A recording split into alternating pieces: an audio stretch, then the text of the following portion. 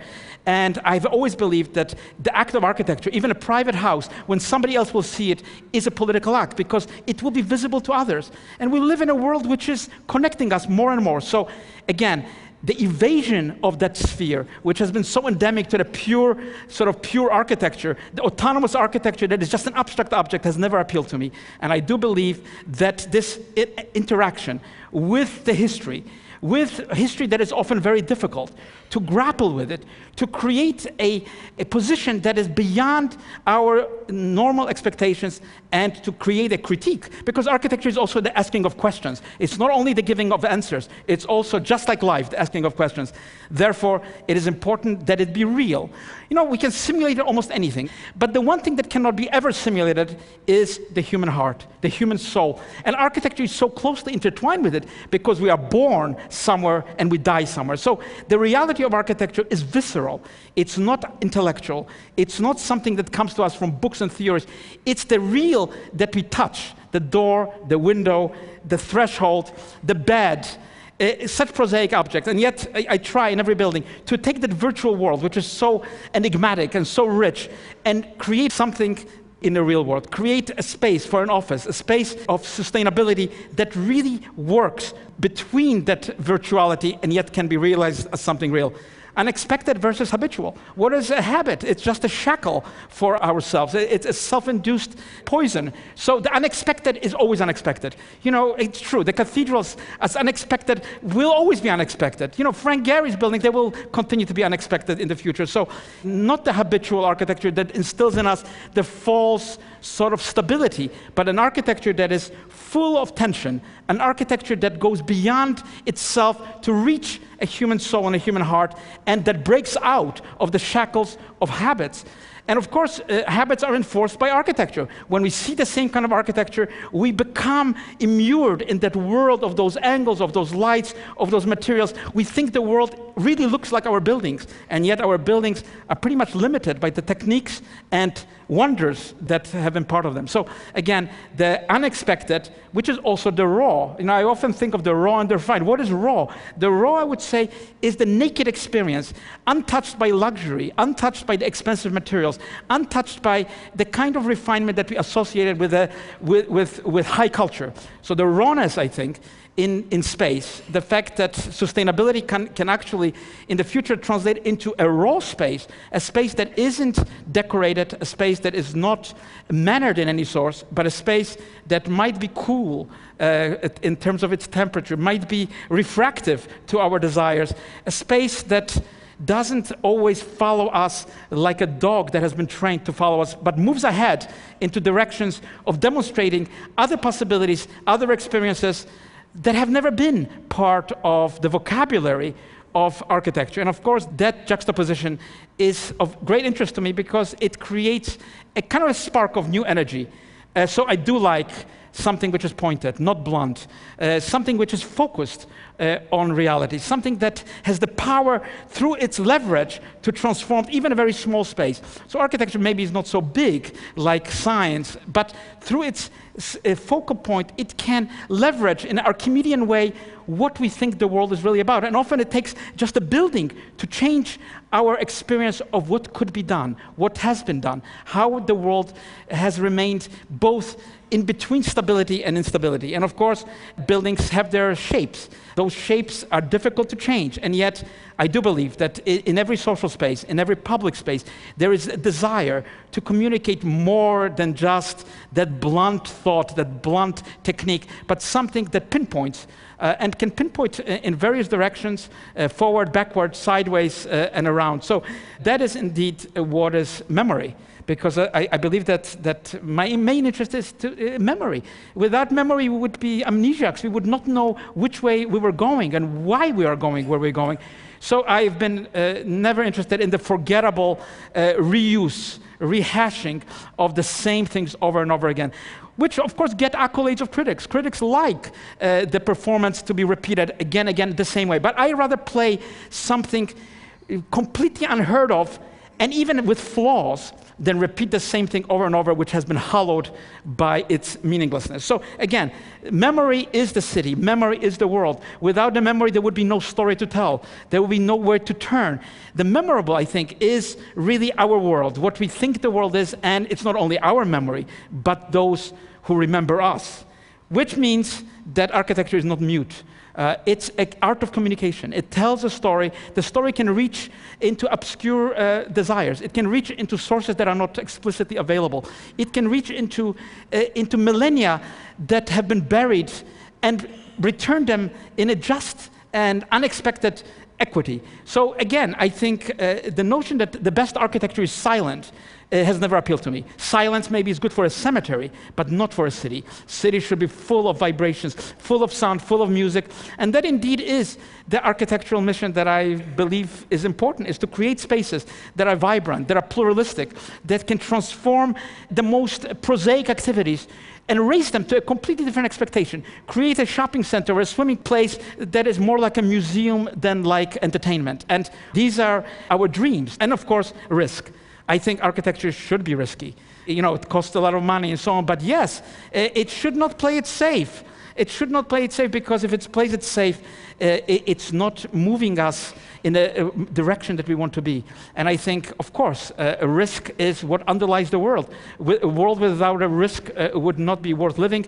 So yes, I do believe that the risk we take in every building, risks to create spaces that have never been cantilevered to that extent, risks of spaces that have never been so dizzying as they should be for a pioneering city, risks that really move architecture, even with all its flaws, into a space which is much better than the ever again repeated hollowness of a ready-made thing. And of course, that is finally what I believe architecture to be.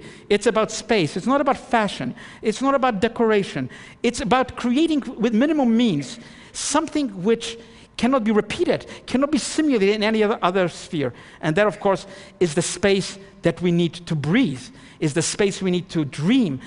These are the spaces that are not just luxurious spaces for some of us, but are important for everybody in this world. So again, it's not about the changing fashions, changing theories.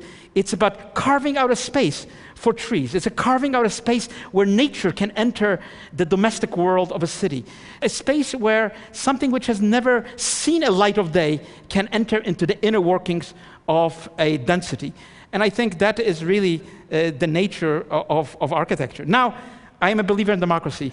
I don't like beautiful buildings built for totalitarian regimes, where people cannot speak, cannot vote, cannot do anything. We too often admire those buildings. We think they're beautiful, and yet when I think of the poverty of society, which doesn't give freedom to its people, I don't admire those buildings. So democracy, as difficult it is, I believe in it. And of course, at ground zero, what else? It's such a complex project. It's emotional. There are so many interests. It's political.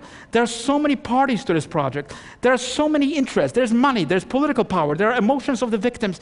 And yet, in all its messiness, in all its difficulties, I would not have liked somebody to say, this is the tabula rasa, Mr. Architect, do whatever you want. I think nothing good will come out of that. I think architecture is about consensus, and it is about the dirty word, compromise. Compromise is not bad. Compromise, if it's artistic, if it is able to cope with its strategies, and there's my first sketch and the last rendering, it's not that far away, and yet compromise, consensus, that is what I believe in. And ground zero, despite all its difficulties, it's moving forward. It's difficult, 2011, 2013, Freedom Tower, the memorial, and that is where I end. I was inspired when I came here as an immigrant on a ship like millions of others, looking at America from that point of view. This is America. This is liberty. This is what we dream about. It's individuality demonstrated in the skyline. It's resilience. And finally, it's the freedom that America represents, not just to me as an immigrant, but to everyone in the world. Thank you.